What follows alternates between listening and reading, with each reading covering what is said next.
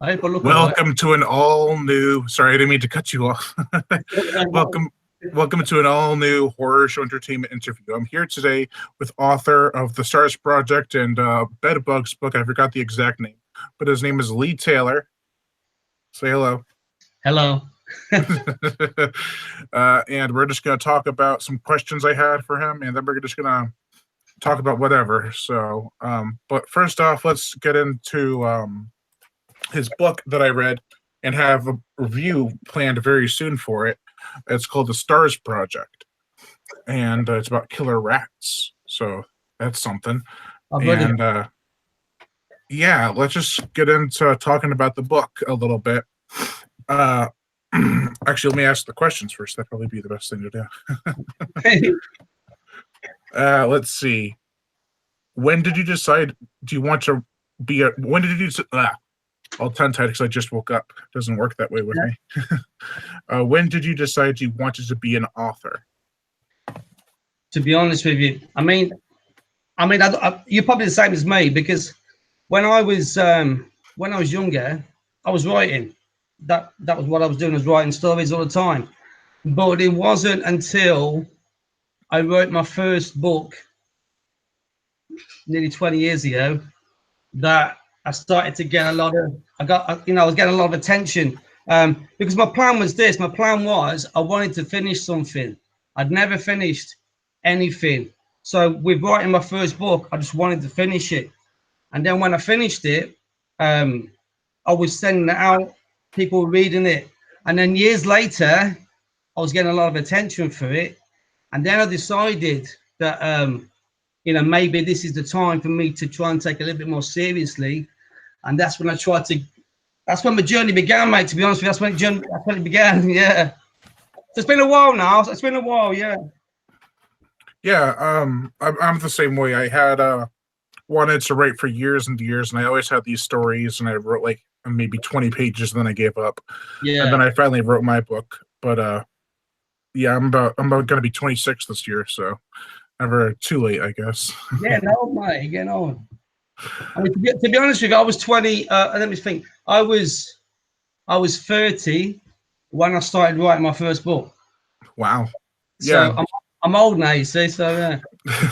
You can see it's never too late to start writing. Some people are like, "Oh, I'm 25. I can't write because I've already set my goals for what I'm going to do in life." But it's never too late. You can always write what you have a passion for. It's to be honest, I speak to a lot of people, mate, and a lot of writers that I speak to, them in the 70s, 80s, and they're doing it, and they're selling books. So kind of like Guy and Smith. Just keep going, yeah. Just keep going. I mean, to be honest with you, I was that first book that I wrote, that I started writing, the one we're going to talk about in a bit. I only did it because I bought my first computer 20 years ago. I just bought my first computer, really old-fashioned computer. And then straight away, I started writing this story that's based on another childhood memory, same as the Rats book that we've got there. And that's how it started, yeah. Were there any obstacles that got in your way when you wrote this book? Like, were there any? Not with this one, because obviously this one, the Rats one, I started writing the Rats one as kind of like I wasn't really looking at being an author when I started writing the Rats one. And do you know when I started writing it? 1993. Right? 1993. I know it makes me sound like I'm really slow, but no. In 1993, I was at college, and we had a competition of who could write the best story in a month. And then you start off with Once Upon a Time, blah blah blah, and then that's when the idea of the Rats book came in, and I did about 40 pages at college. Never touched it, mate. I never touched that story again until about 2013. I think I wrote it in 2013. So that book had been in my drawer, 40 pages for 20 years before I took it back out and rewrote it, and I named it the Stars Project, and then rewrote it, and I got a publisher for that one. So I don't really have a lot of trouble with that one, as in obstacles. But when I wrote my first book, the zombie one that I will talk about in a bit, I had a lot of problems, mate. If it wasn't computer problems, you know, something else going on. Then I had an agent. Had an agent who phoned me, who signed me for 1 year back in about 2007, 2008. And then I found out a year later that he wouldn't send my book to other publishers because they weren't on his list. So basically, I got rid of him after 1 year. And then after that, I had a publisher who released my first book and my second book, which is the Bed Bugs one. And they never paid me. So, and then I started like, this was like probably 4 or 5 years ago now. And so I started talking to people online, and I spoke to E.L. James, the 50 Shades woman, and she said, basically, F them all. So basically, she told me to get my books back and then like self-publish them myself. So I got my 2 books back, but I wasn't very good at doing the self-promoting stuff back then. So I didn't have those 2 books for sale. They're only out in audio. And then with the Rats book I wrote, the publisher came along that obviously you've got the book with, and they came along and they wanted it, and yeah, they wanted it, and so it's a lot easier with the third one. So now I'm open to redo the first 2 now, get them back out again. Yeah, yeah, it's always a trouble to have publishers because you're trying to trust people with your book, and especially with your first one, it's your baby. You don't want to like have someone screw you over. The first one, baby, yeah. Let's see. I have to keep an opening my phone. You already answered my third question. 1993. I could ask you the questions, couldn't I? Still, I've got the questions here. So yeah, you answered my next 2 questions. How dare you? Basically, I've gone through all your questions in the last 2 days, and they're all inside my head now. No, so we'll go to the 5th question. Were the characters drawn from people you've either encountered or know in the Stars Project? I mean, you've read the Stars Project, so I mean, is that me or you? That's me. It's just it's my brother getting food out of the oven, probably. Nice noise, mate. Like it. I think they were going to get sound effects for this one. But no, I mean, obviously you read it, so I mean, I've got a lot of characters in that Stars Project story. At least 20 or so. I was like, oh my God. They just pop up. They're just in it. So, but there's only one character that I know as a person in real life in that story. You know the character. You know, I don't know if I should say who the character is because I want people to read the book, so I don't want people to think, oh, now I know who's in it. But there's one person in that story that I know from my town in real life, and then the rest of them are just made up. Just made up. But the good news is, I mean, like I spoke to you before, they do sound, for me, they do sound like they're real people, so that's good. Yeah, there's at least 20, 25 characters in the book. It was funny because I was reading the book and I'm like, okay, so we got these characters, they're solidified, they're there for the story. And then you add 10 more and I'm like, oh my God. But you made it so it was easy to follow. So that was helpful. And also back to the what were you saying about the characters? And then I have problems backtracking all the time, so bear with me. I mean, to be honest with you, Bon, I mean, how do you find your characters when you write stories? Sorry, what? How do you find your characters? How do I find? I started a new method with my new book. It's I wrote a list of names down. I have about, I want to say 11 characters in my next book. Right. And I write down descriptions about them a little bit each time. Yeah. Good. Each one, I mean. And then I incorporate them into my story somehow. I have about 7 characters that are in one place and then a few characters in another place. But they all have to like have similar traits or have to be related or in a relationship. But are they real people or just made up?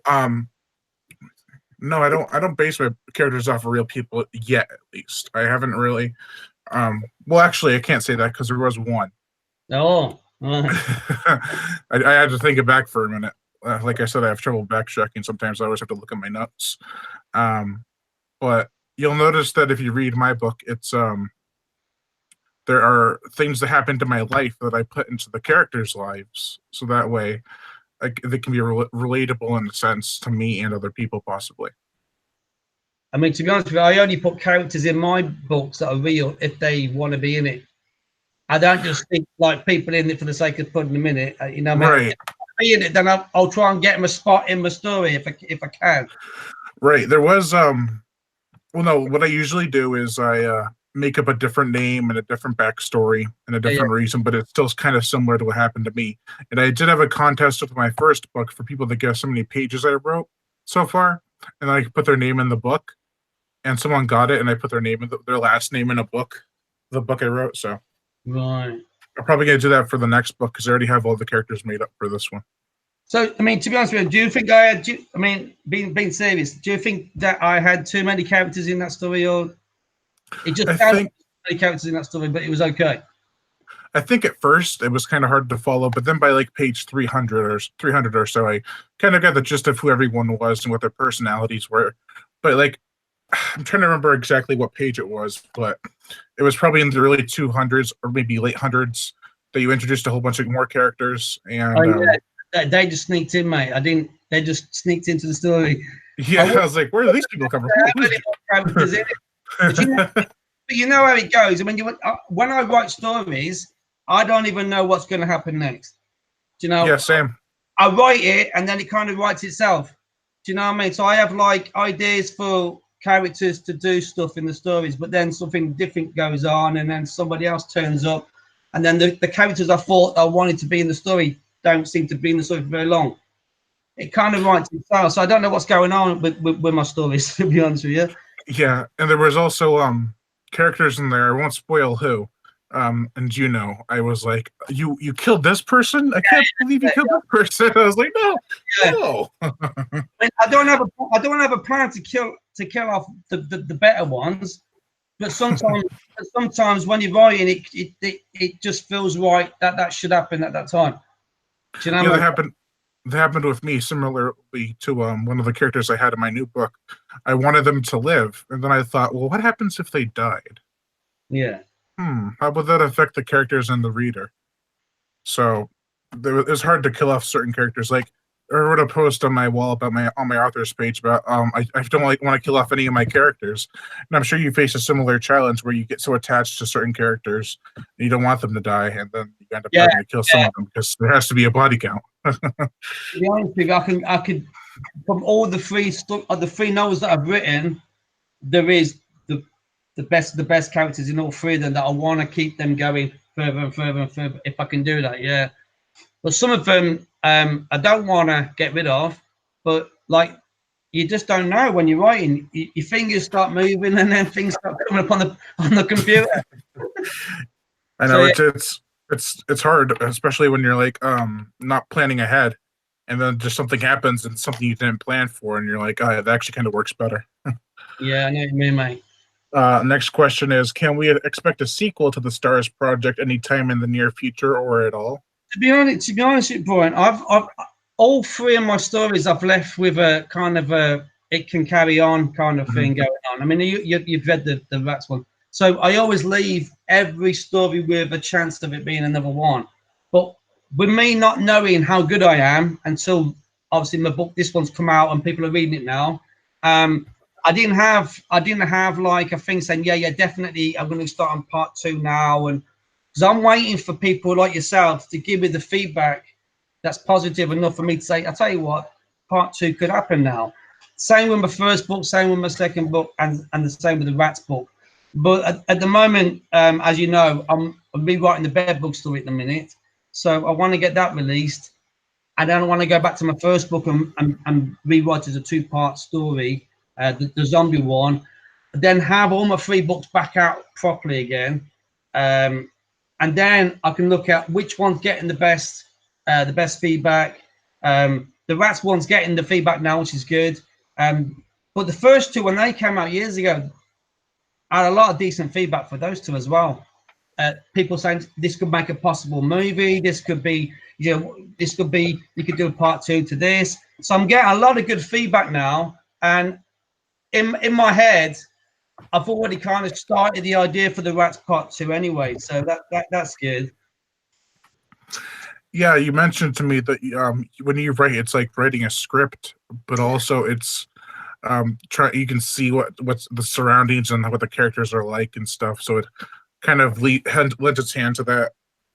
Which I've actually seen a review of one of your books. They said that you can't help but writing the script and it's terrible. And I'm like, oh, you mean you're probably the first review I got for Bedbugs, right? Yeah, there was like a 1-star review or something. Yeah, the guy, whoever it was. Yeah, I remember now. And to be honest with you, this is the story. This is what happened. Somebody sent me.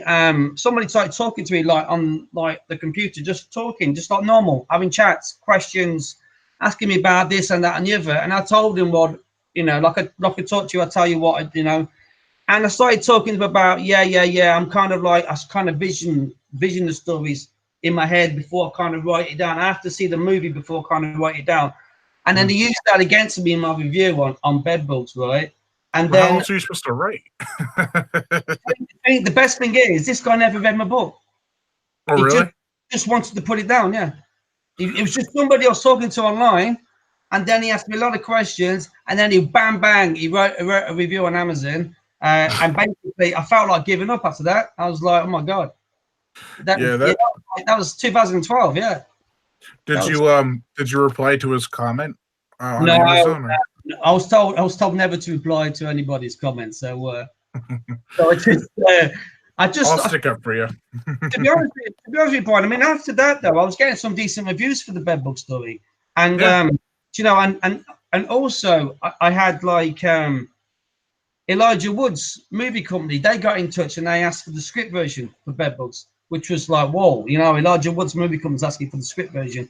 They never took it on. They never took it on. Obviously, I think it might have been a little bit too kind of horror, kind of stuff. But I also had a producer asked me to option it. He wanted to pay me $500,000 million for it. This was all like 3 years ago. Nothing's happened. You know, it's only available in audio at the minute. But I want to get the book back out again because now, as I've been writing for a few years, I think I'm getting better, and I'm, you know, my storytelling's getting better now. So I've kind of reshaped the Bedbug story now, and hopefully this version is going to be 10 times better than the original version that I wrote. But it's based on the same story. It's got the same characters in it. It's just I think it's just going to be a lot better.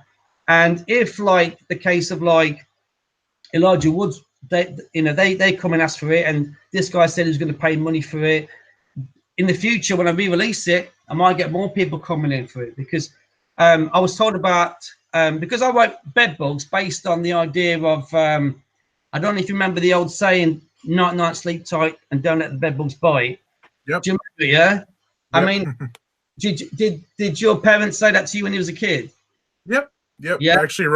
I wrote a song about it a while ago called Bloody Bedbugs. But did it scare you as a kid?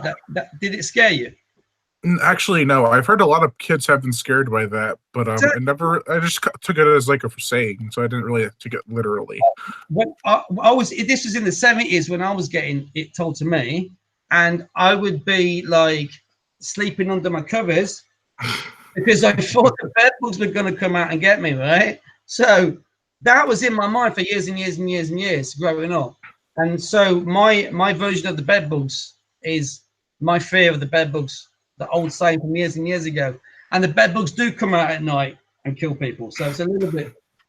So yeah, so all my stories are based on childhood craziness, I think. Yeah. Yeah. Surprisingly, I was never scared of anything like the closet I was a little scared of under my bed, but But the thing that always got to me when I was a kid was the dark, just the dark. It was unknown, and you didn't know what was in it, and you were afraid to turn the light, and then something be right there. Yeah, to be honest, I don't know. I mean, I've because I wrote the Bedbug story, and a lot of people that you know on the Facebook, a lot of friends that you've got on there that have read the original Bedbugs that I wrote years ago, because it came out 2012 when I first wrote it, so 7 years gone now. So they were saying, you know, stuff like, you know, Bed Bugs. This will make a great movie because of the fact that bed bugs, they appear around different parts of the world, and they are a menace, and, you know, real life kind of bed bugs, and they're a menace to get rid of and stuff like that. This, you know, your idea could make a decent movie. So I'm still working on that, mate. I'm still trying to get that out there. So we will see what happens. Yeah, I can see how the story could use tweaking. Not like the story now. I mean, like before when you first wrote it, and how I could see how you would have tweaked some things and then made it to what it is now in the writing sense. Yeah, I'm gonna do the same with my zombie book as well, mate. To be honest with you, I mean, obviously the zombie book I wrote 20 years ago. So, and I never got that out till about 2010 or something. But it was so big, it was so long. It was for one book. It was too big. So I want to redo it as a two-parter now and get it back out again. That probably would be the best. You don't want it to be like Stephen King's It and be like, I can't carry this book around with me. I think I only read about 200 pages of that story. Yeah, I got about 450 and I had to call it quits because I was just I had so many other books to read that year and I was running out of time. It's about 1 million pages in there. So I don't know. Yeah, I hope to read it this year though with the sequel coming out. Oh yeah, there is. Yeah. Yeah, so I think that pretty much answers all my questions. I mean, to be honest with you, Brian, I mean, before we go, I mean, you know, as it goes now, I've got the Stars project coming up, which is out. The audio version's being started now, which I'm excited about. I found somebody to do the audio version, so that should be out around about February time. So yeah, we're working on that one, mate, and then we'll try to get the first 2 books back out again and see what other scripts I can come up with and try and sell those as well. Oh yeah, and I also put the Amazon link to the Stars Project in the description below. So if people want to check out the Stars Project, the Killer Rat story, then they can go right to that link and purchase the book, which would be really cool. Because the more feedback, the better, as long as it's good feedback. Well, so far so good. I've had 3 feedbacks so far, so good. Yeah. Yeah, I gave as a spoiler to my review, not to the book. I gave the book a 4 out of 5 on Amazon. I'd probably give it a 3.5 in a video review because they don't allow the points on Amazon. But it's closer to a 4 than a 3. You wrote that in the thing, yeah. Yeah. So, but that's still a really good rating for me because there have been some books I read lately that I'm like, freaking 2-3 stars. I'm like, that was a waste of time. But the Stars Project was really entertaining. I felt the characters were well fleshed out. They had enough screen time. I felt the rats were enough of a menace, even though they're not big rats. They're small rats, and I think they provoke enough fear to really hammer home that they're a threat. And the gore was good too. But would you have gone with bigger rats though if you wrote it? I probably would, because some people was telling me that maybe I should have gone with bigger rats, mutant rats, kind of thing.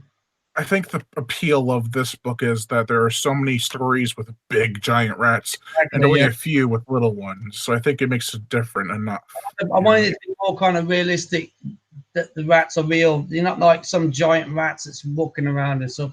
Because Godzilla-sized rats.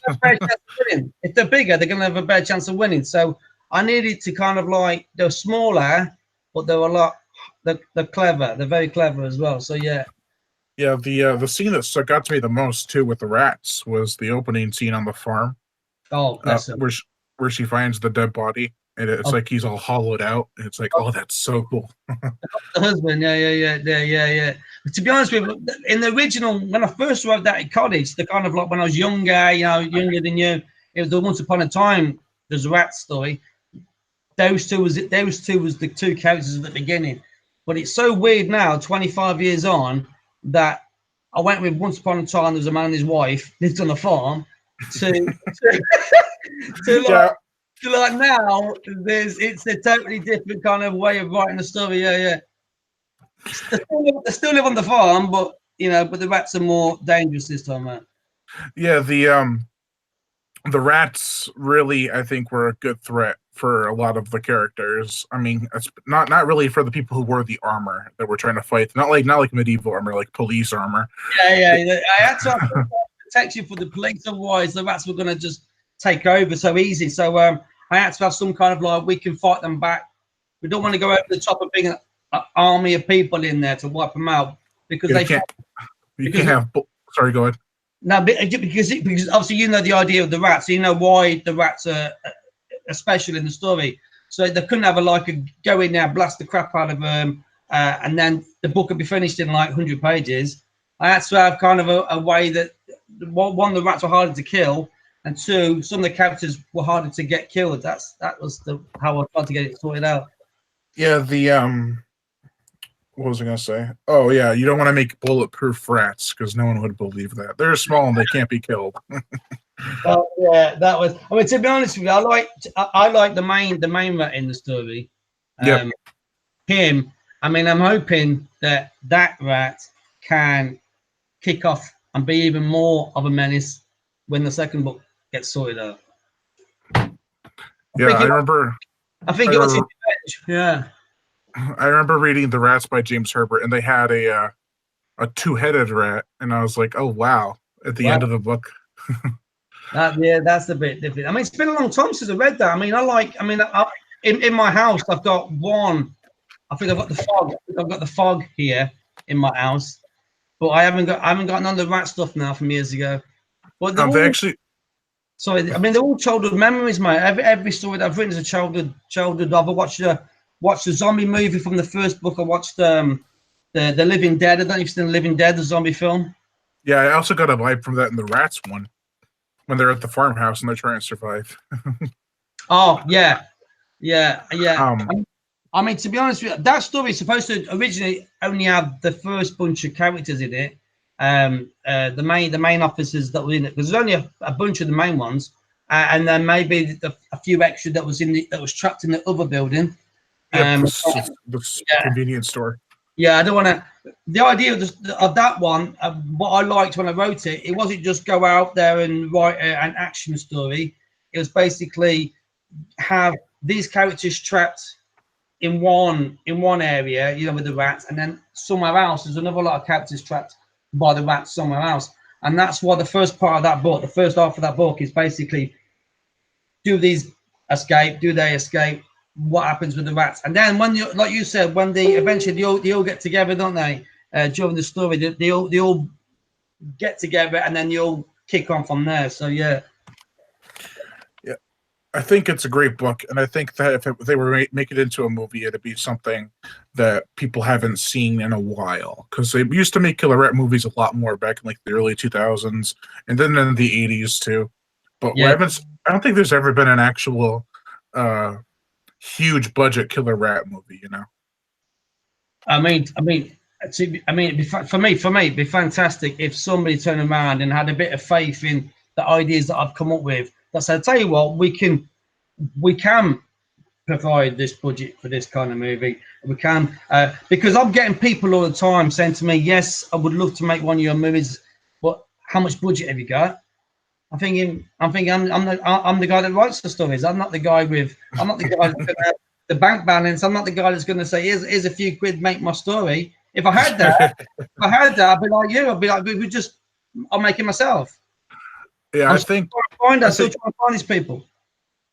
I think some people when they wonder how much they're like, I've heard of people who have asked how much money do we need to make this movie, and if I were to guess on the Stars Project, I'd say like 30 million would probably make it a really nice movie.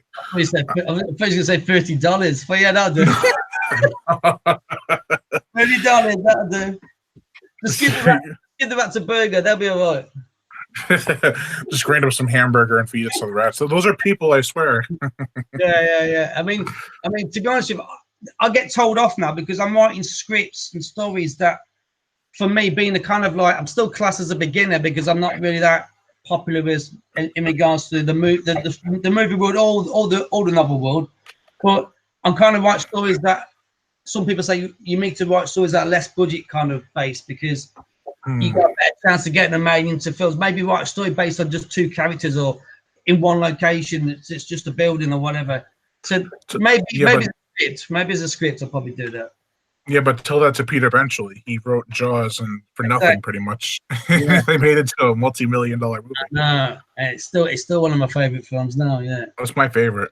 And some people say it's not scary, and I'm like, it ain't scary now, but it's still a classic movie. Same as The Exorcist. Yeah. Now it's funny. But you watch it. Watch it.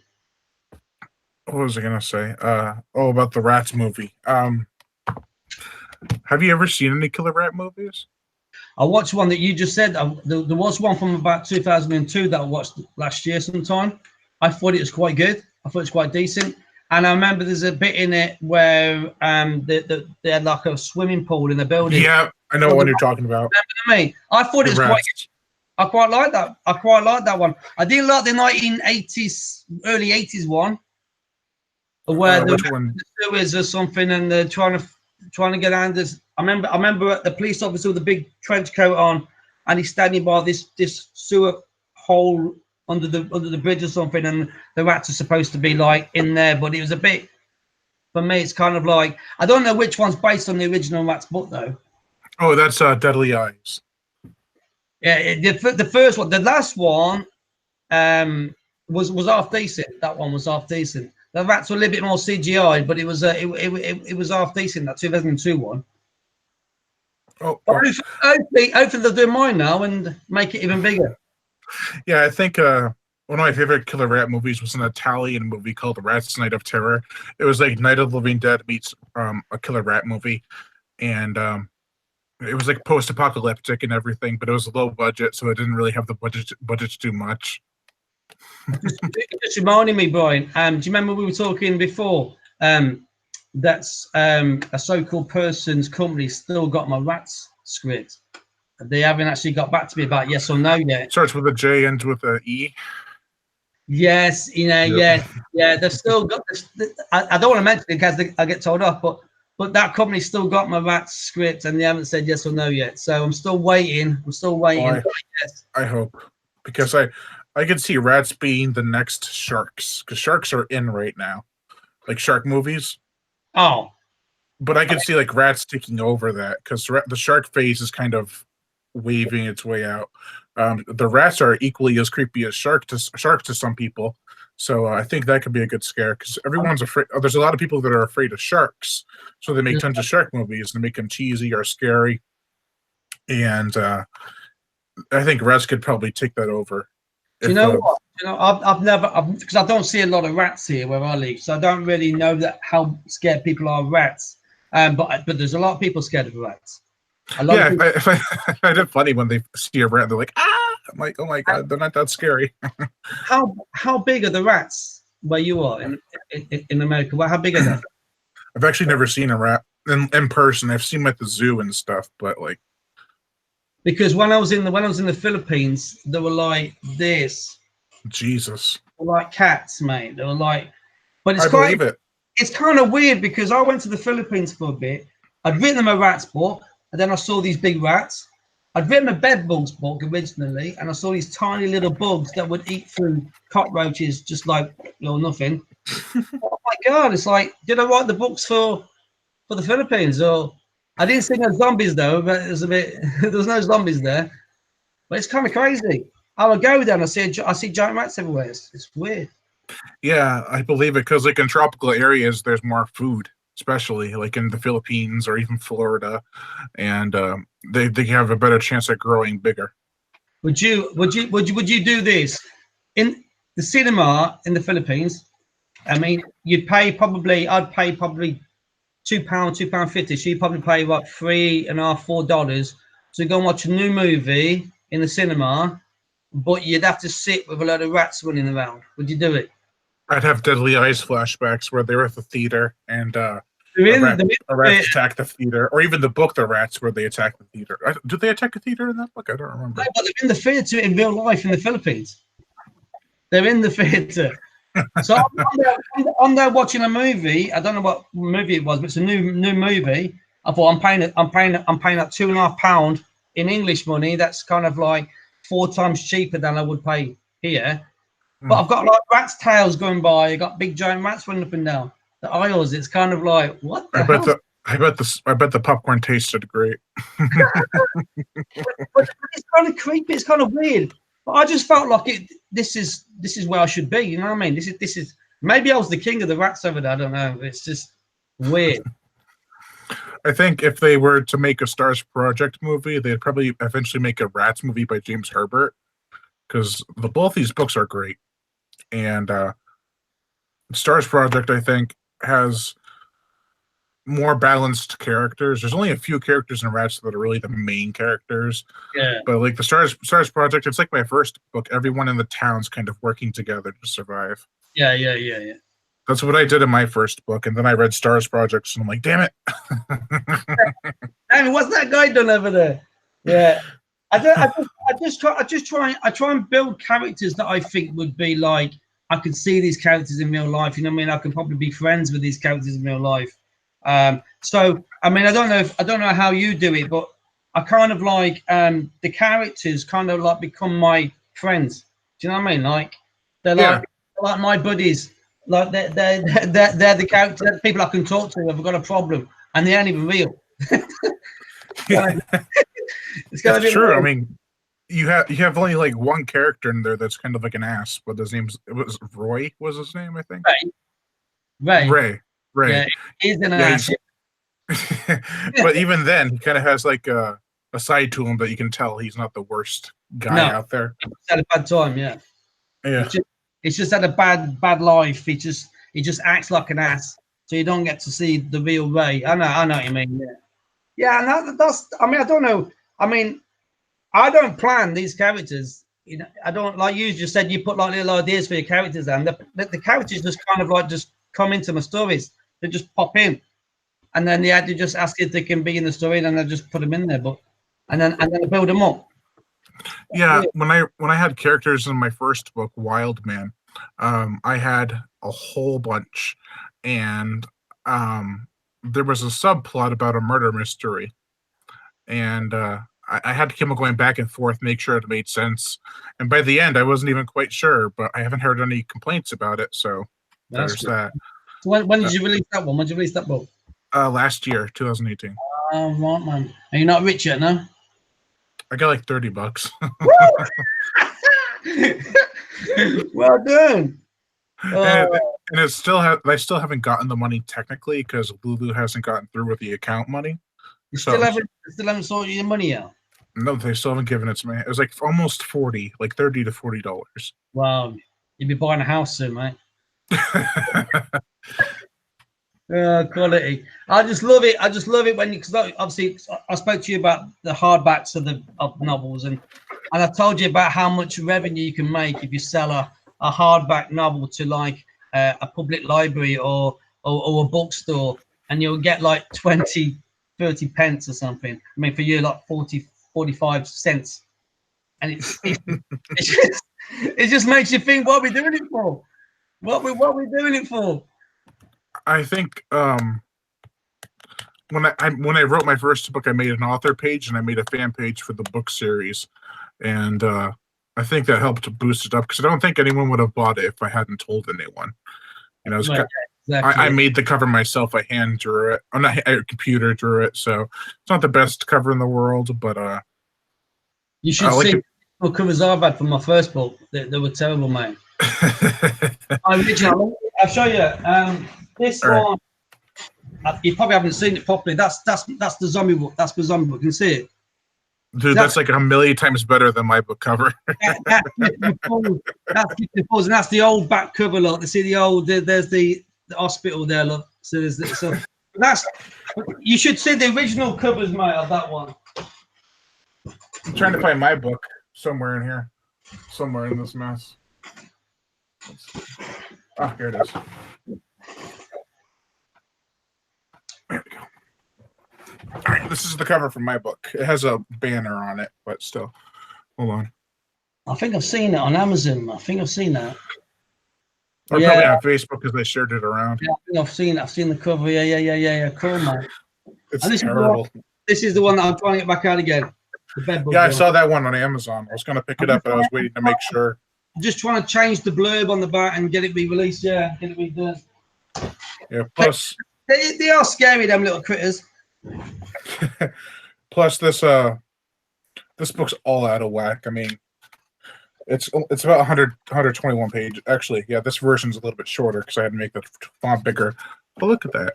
It's like it has the center everything, but the bottom isn't centered. Oh. It's Who printed that? Lulu. Lulu. Oh, yeah. Lulu's printed your paperback, haven't they? Yeah. Yeah, and Dedicated is all the way there at the bottom. Even though I had it in the middle. It's like, what the frig? Yeah. Didn't you double check before you sent it out? No. Yeah, I had it all situated and it looked fine on my. They messed it up. Yeah, they messed it up. Thank you, Lulu. Very good. Oh no! Trouble is, I mean, unless you want to pay money, Lulu and was it Amazon now? They seem to be the two free ones that you can go with. Unless you want to pay a couple of $100, you got to get it printed with like another one. Yeah, I'm gonna actually print it through Amazon directly next time, not through Lulu. Hopefully, I'll get my money then. Yeah, I mean, you could do it now, can't you, with Amazon? And just I was gonna publish it through Amazon, but I don't know if Lulu will let me republish the first book through Amazon because I don't know what they'll do. But no, to be honest with you, because you're in charge of your book, they just print it. They'll just print your book. So you still have the rights to your own book with Lulu. So what you do is just stop them. You just stop them from printing. You just go on your account and just say, look, I want to take it down.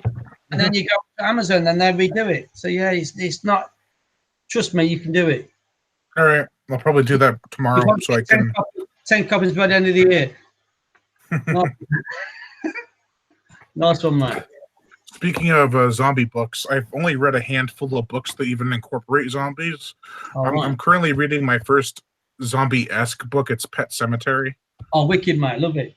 Yeah, I'm loving them. I have 100 more pages to go, and I want to finish it tonight because I want to make deadlines for all my books this year. But it's a good book. Have you got the hardback version or? I have several versions of it. I'm reading one of the paperback ones because it was in the best condition. Yeah, I've got a hardback version from I think I went to a charity shop and bought the hardback version years ago. It's fantastic. Yeah, my grandmother actually had a copy. She said that it was signed to her or someone else, like as a gift, not from Stephen King. But I still need to look at it and see whose signature it was. For who it was towards, if it was towards my grandmother or someone else. But that copy is in terrible condition. It's from 1980, so that's. Yeah, it's so how come you've only just started getting into the zombie stuff then? You're not really a big fan of it, or? I like older zombie stuff. I'm not a huge fan of new zombie stuff. They always make them run, or they make it way too gory, which isn't terrible, but when they take out the storyline, it kind of puts me off a little bit. Yeah, I like a good storyline more than just the gory stuff. I'd rather have a decent story to go with it. I mean, I saw your YouTube clip when you did the Blu-ray, of the zombie film, The Flesh Eaters. Oh yeah. Yeah, zombie flesh eaters. I've got that on DVD. I mean, that basically was one of my favorite zombie films from years and years ago. Yeah, it's my favorite. I love it so much. with the shark and everything. I remember my son, who's now 14, and years ago, my other son was babysitting for him, and he let him watch that Flesh Eater. He was like 4 years old, but he loved it. He thought it was great. What's funny is when I was 3, I saw Jaws, but up until that point, and until I was like 14. I hadn't really seen too many graphic movies. I saw Friday the 13th when I was 13, which is perfect age. Yeah. But I didn't really get into slasher flicks till I was in my early 10s. So I was mostly watching creature features, and that's what I really grew up with, like Jaws, Alien, Wolfen, Orca, not Orca. Wolfen, I've got that. That's a good film. Wolfen. Oh yeah, I love Wolfen, and a lot of people hate it. Yeah. I've still got that on DVD somewhere. I also have the book by Whitley Strieber. I think it's actually here. I don't know where it is. Never But, on, never on British TV. That film. It's not been on British TV for a long time. It's not here either. You have to buy the movie. It's a good one. I like it. Is It's that like one an with head off? The guy's head comes off. Yeah. Where Rip just throw it out and his head just kind of falls back. So is it police officer or something like that? And his head comes slow motion comes off. And then it falls to the ground. He's going. We only remember the best bits of these films. I saw Wolfen when I was probably like 8 years old. I loved it. My grandfather showed me most of these movies. He showed me Jaws, Alien, Critters, Gremlins, Wolfen, a whole bunch of great movies. And then when I got a little bit older, I saw Anaconda, Lake Placid, Deep Blue Sea, and I was like, that's my jam. I mean, I've just recorded Anaconda 1 recently because it's over 20 years old already. So many big stars is in that Anaconda 1 film. Ice Cube, Jennifer Lopez. Yeah, Jennifer Lopez, Owen Wilson, big stack of loads more. Well, Anaconda 2 is my favorite, I think, out of all of those. I love Anaconda 2, the Hunt for the Blood Orchid. Yeah, that's the best one. And then after that, it just ran a bit like, for me, what else? David Hasselhoff turned up, and what's he doing? I just wanted this. I wanted Owen Wilson to see the snake and go, "Oh wow!" Yeah. Proper. Yeah, it's amazing now. I mean, that was before Owen Wilson was proper famous. Then that Anaconda 1, I think. There was Owen Wilson, Ice Cube, Jennifer Lopez, John Voight, Eric Stoltz, and I'm trying to remember who else. Eric Stoltz, massive 80s actor. Oh my god. Oh yeah, he was in The Fly too. Fly 2. I love that movie. My favorite film with him in it, Some Kind of Wonderful. I don't know if you remember. You probably haven't actually seen it. No, I'm mostly a horror and action kind of guy. So. Brian. I mean, to be honest with you, I'll watch anything. I'll watch, if there's anything on, I'll just watch it just to soak it all in. Anything. It can be any kind of movie, and I'll try and watch it. Have you seen that Train to Busan? Yeah, that was really good. Oh, I've seen it twice, and it's still a good film. And I've watched it tugs at your heartstrings. It's like, oh no, don't die. When I was in the Philippines the first time, the kids were talking about it, and I didn't have a clue what they were talking about. They say, you see Train to Busan, you see Train to Busan. I thought, what's he talking about? What the hell's going on? But then when I got back to the UK, obviously it was coming out, and it was very, very good. And they're making a part, something, I think that's what I've heard. They're doing a part 2, and then the Americans are making their remake version of it, I think. Yeah, when I saw it, I like foreign films, but I didn't think the dubbing was that good at first. And I thought, oh, everyone's saying this is so sad. Maybe I should watch the original audio. But then when it started getting to go on, the dubbing became less noticeable, and the feelings that I had for the movie became more so. I was like, oh my god, this is so sad. The zombies are quite scary in it as well. Yeah, it's like, oh my god. It's not even that gory. Everyone's like, it's so gory, and like, it's not gory. But in Asia, they probably just class that as pretty gory over there. But we're probably used to more than that over here. So, but it was a good story though. Oh yeah, very good. I wasn't thrown off by the running zombies either, so that's a plus. No, but which one would you watch? That one or Snakes on the Plane? Snakes on the Plane? Yeah, Snakes on the Plane. Which one was the best one? Train to Busan, Snakes on the Plane. In terms of entertainment, Snakes on the Plane, but in terms of good movie, I'd say Train to Busan. I know you like your creatures, so yeah, Snakes on the Plane. It's crazy. Have you ever heard of The Asylum? They're like a mockbuster. I don't think so, mate. No. They made a movie called Snakes on the Train. Oh no, I've seen that. Yeah, I've seen that one. Proper cheaply put together. Yeah. I have seen that one. Yeah, Snakes on the Train. But talking about foreign movies, have you seen Orphanage? I have not. Didn't the guy who directed that make Jurassic World: Fallen Kingdom? I don't know, mate. But no, he made. Oh no, wait, I got it wrong. I think.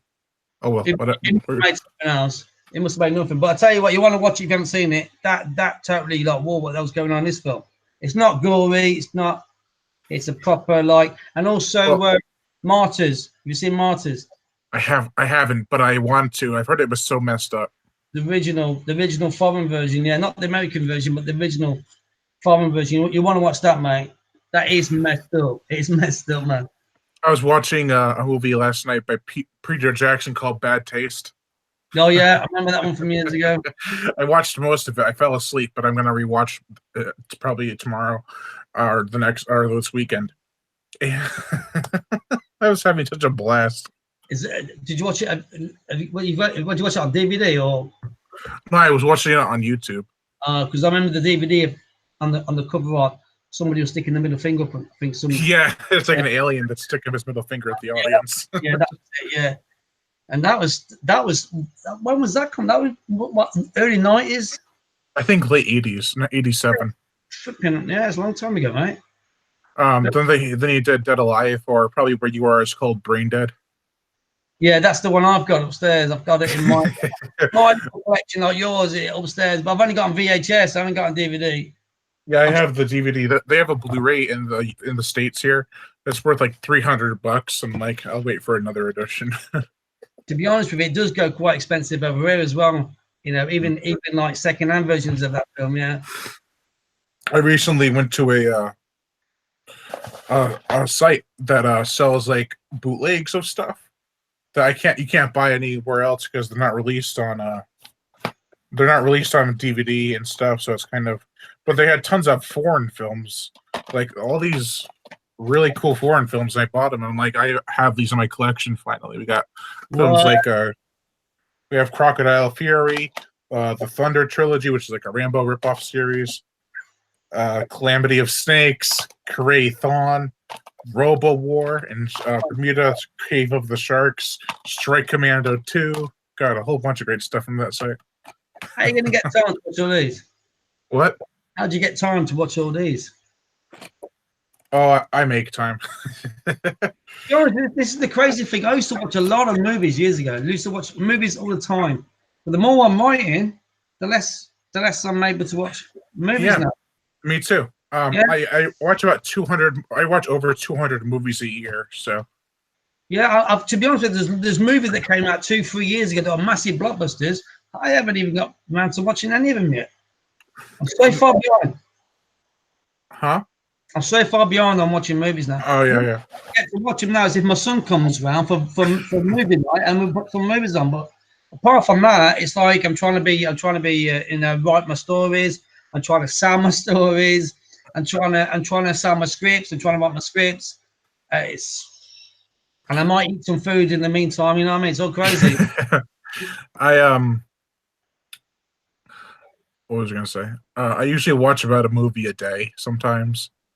Like lately, I've been trying to do that. I missed yesterday, but I plan to make that up by watching 2 movies today, hopefully, if I have time.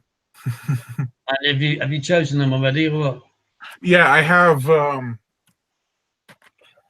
Vigilante with Robert Forster. Okay. Yeah. And Fred Williamson. And I have to pick another one. I want to watch The Car, the 70s movie, because they came out with a sequel, and I'm really interested in watching both of them.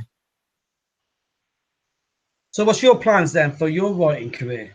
Now you get your first book out. What are you thinking about doing?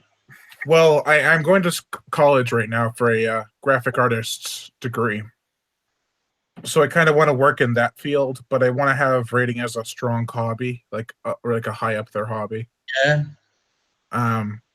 But hopefully, if my graphic arts takes off, then I can have more free time if I get enough money and do the jobs I need to do really fast but really efficiently, and then just write whenever I have free time, then watch movies and stuff.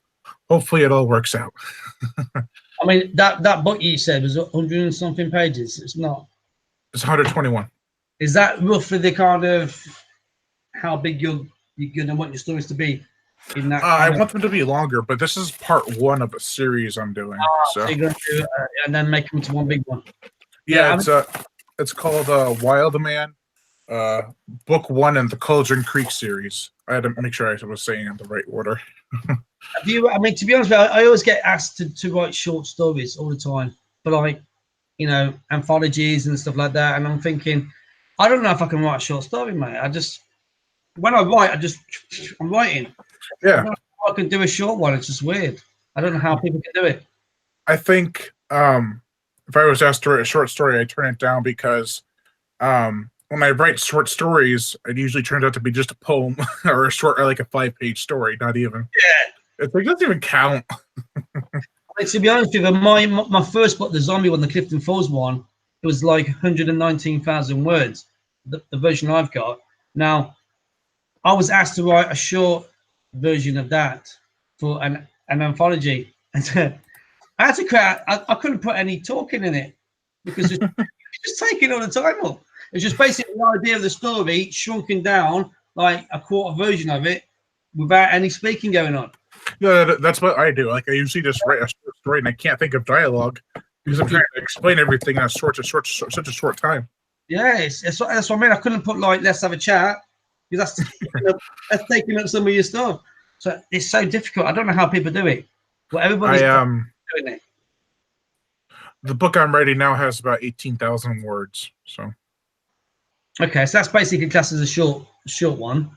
I have it 1.5 spaced and size 16 font because when I released Wildman, I had it at size 14 and it was so small I could barely make it out. That, to be honest with you, that happened to me when I first did my zombies book. I released it on a normal font, the size 12, and it was so small. It was tiny. But now I stay with size 12 and it all works out fine. So you're probably going through the same thing I went through when I first started releasing my stuff. Yeah, I had a size 12 and it came out so small, and then it didn't work out right. But now I just do my book size 12 Times Roman, and they'll come out perfectly now on Lulu and the Amazon. So I don't know, but I did the same thing when I released my first book. So I would talk to them, mate, instead of building yours up to size 14. Sorry, size 42. No, size 14. size one letter page. No, I would talk one letter takes up the whole page. How long is this book? I would talk to them because I think you can stay with what the original size, and they should be able to adapt to the original size. Then let me fix it to 12 because I'm currently on page 100 and I feel like I haven't written much. I've written 4 words. I'm on page 100. Yeah. All right, let's see. It's on page 63 with size 12.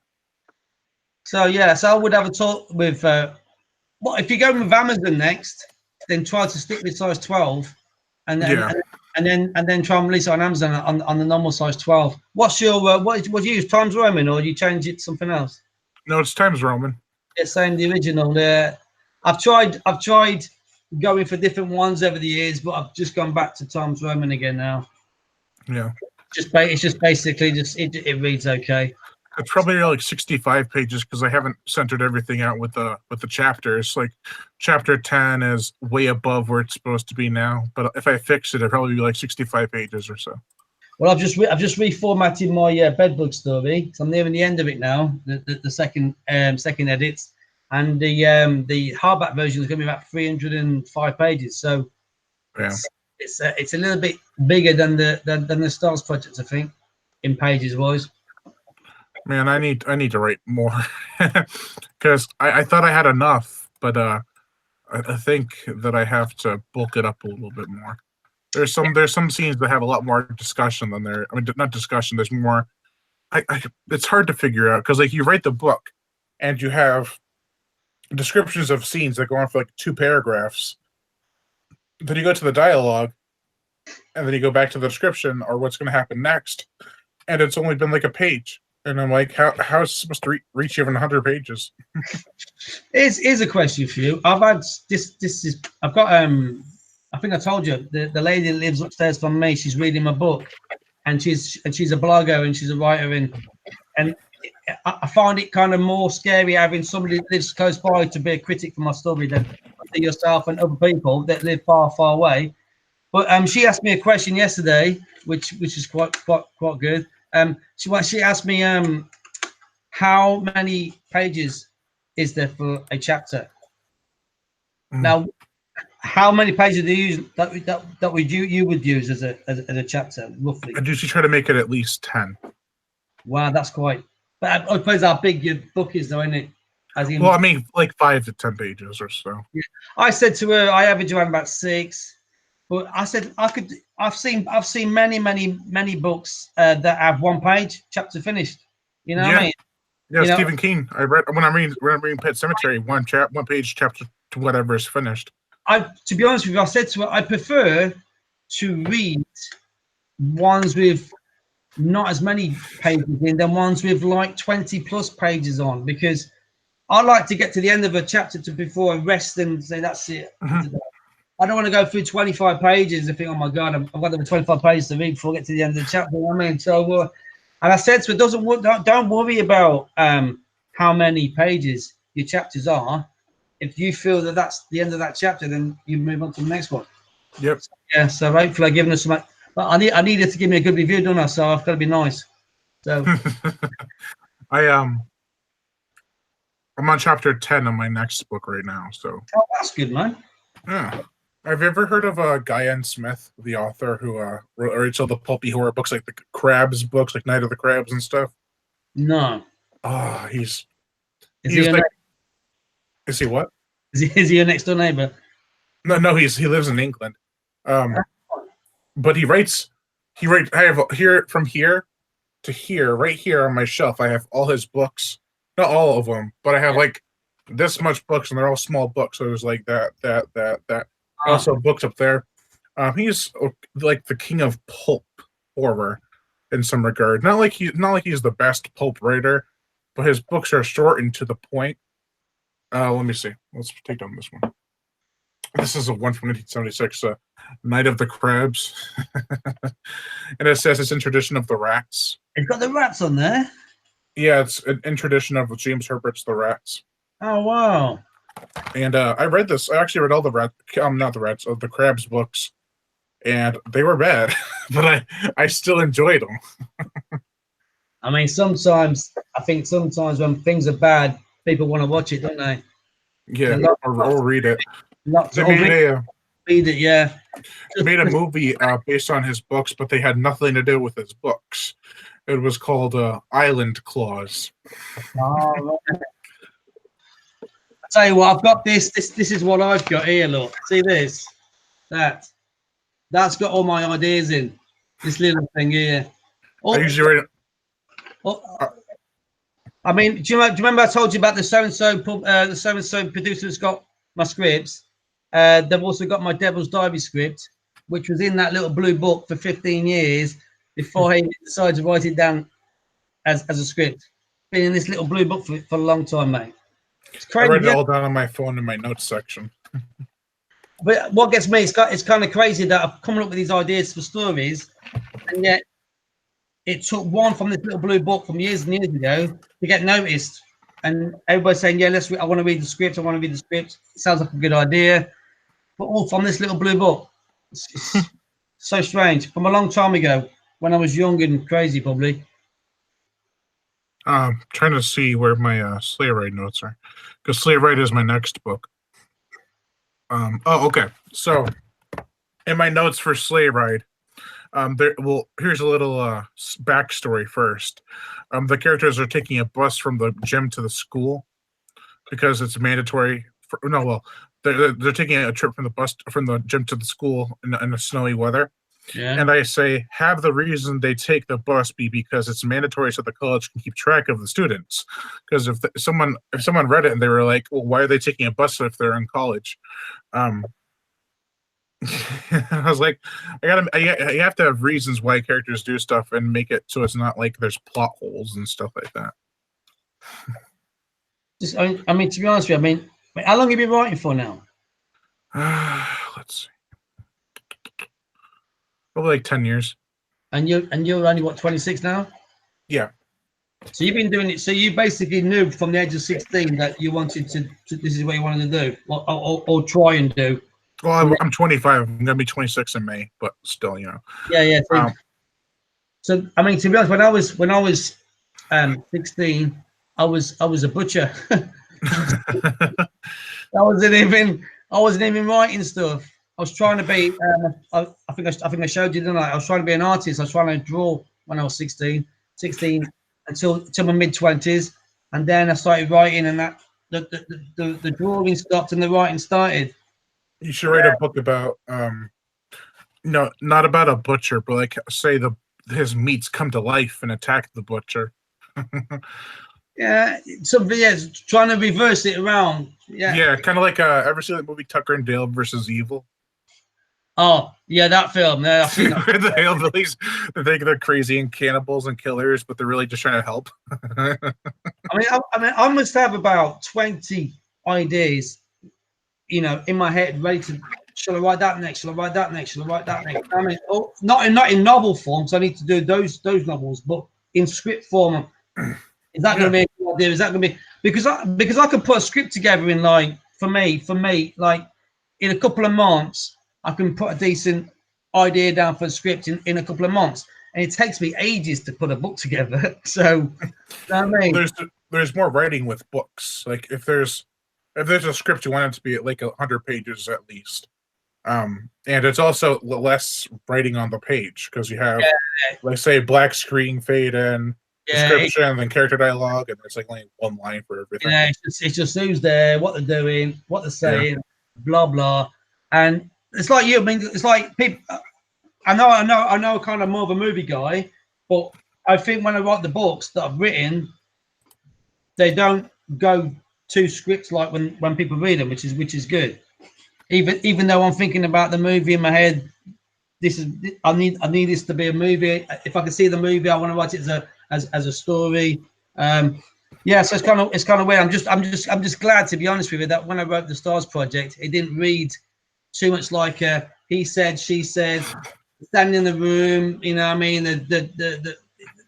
That would have been terrible for me if I did like that. That would have been a script. The rat said this, he said that. It would have been terrible, mate. Yeah. So I'm glad that I kind of wrote it that was more novel style and kept your attention and kept where Russ is reading it attentions as well. And you're obviously a lot younger than me, which is good. I think the lady upstairs, I think she's in her early 20s. She's liking it, so that's good. So I didn't know what age group would like this kind of story, to be honest with you, when I wrote it. When I was in my early 20s and I was reviewing movies, I've been reviewing movies for almost 6 years now. I didn't know half of what I was talking about. Like not just terms, but like the films themselves. Like I'd be like, "Oh, this film is awesome! It's got great characters and awesome effects." And come to find out, if I watch it back at it now, this film had terrible effects and terrible acting. I gave it 5 stars. It should have gotten like a 2. But that was me. Everyone's different. Some kids are a lot more. What do you call it? In with the. I'll just say in with the. Terms and the descriptions and what they think makes a good movie, what makes a bad movie. But like a lot of the terms I didn't even know. Like, let's see, there was a term I didn't know. I couldn't figure out what the difference was between like reboot, remake, requel, and it took me about a year before I decided, hey, I need to figure this out before I keep on reviewing movies, or else I'm going to call this movie a sequel and it's actually a remake. So how come you got into all this?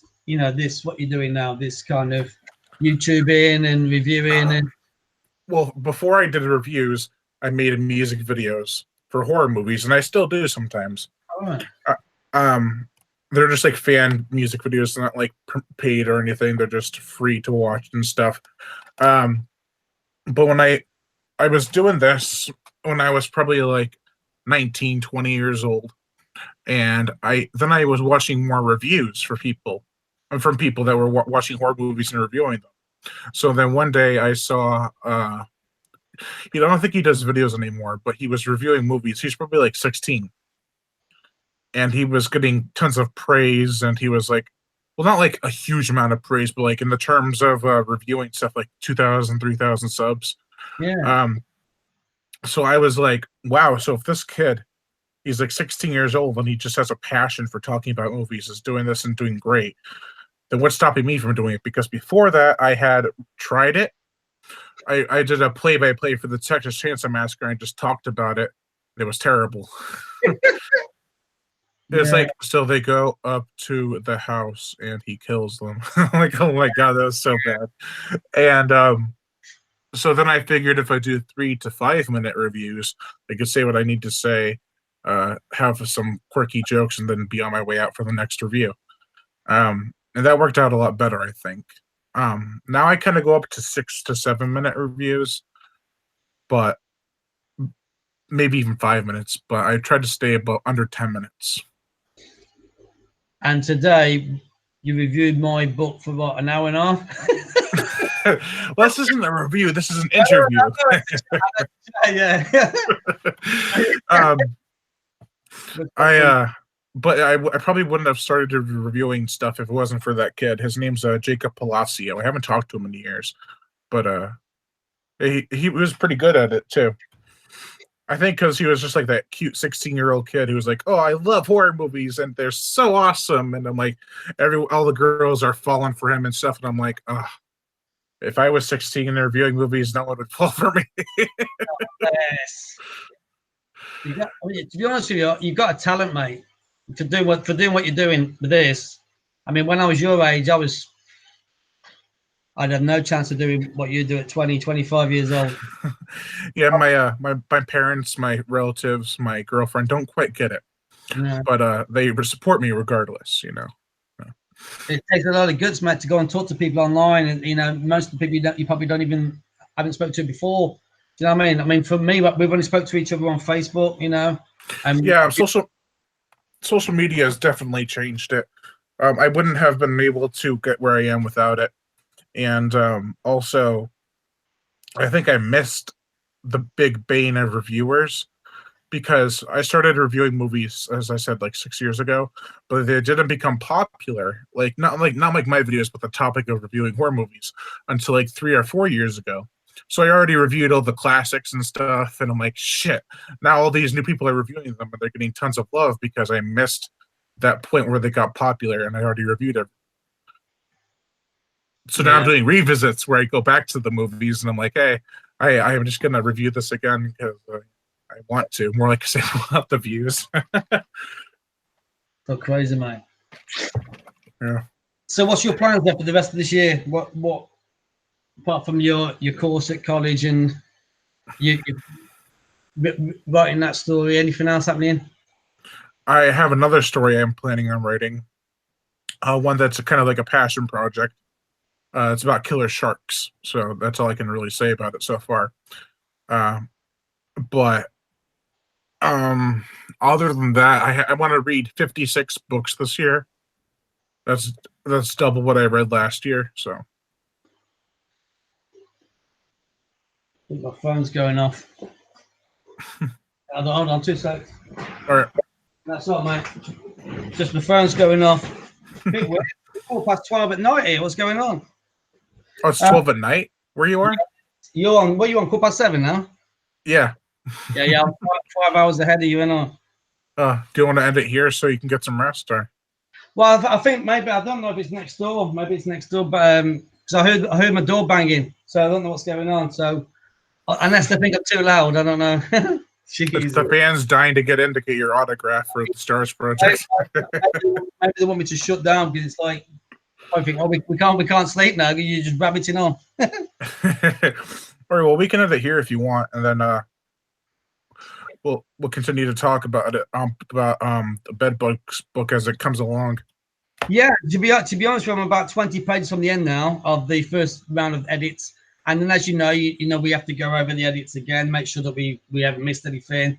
But I'm hoping to get it back out again by hopefully March time. So how many pages is it so far?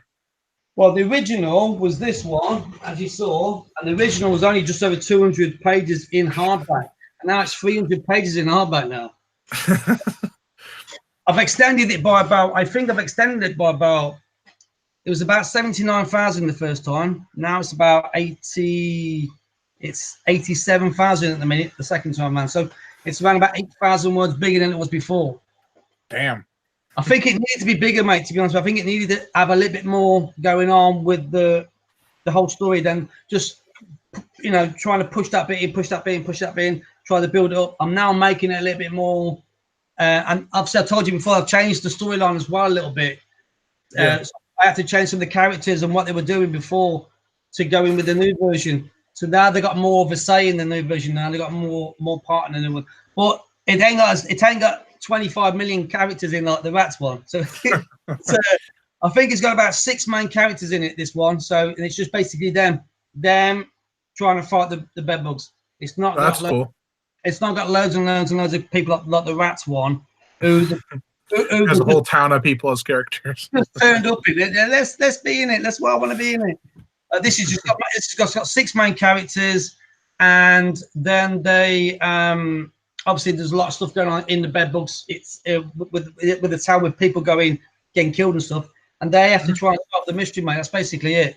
They have to solve the mystery, and then, like I said to you, I've knocked it back to there was originally the bedbugs originally came into the story about 73 years before the book takes place.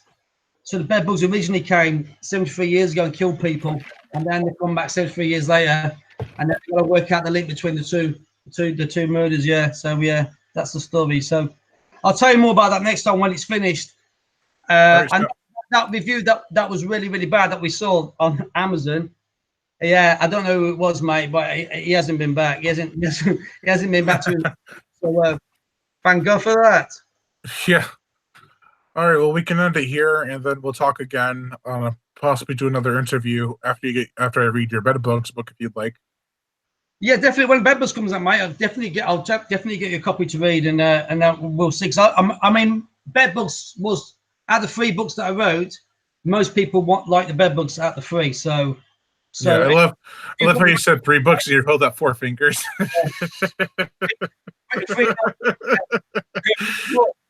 Trying to confuse everybody now. It's like 20 past 12 here.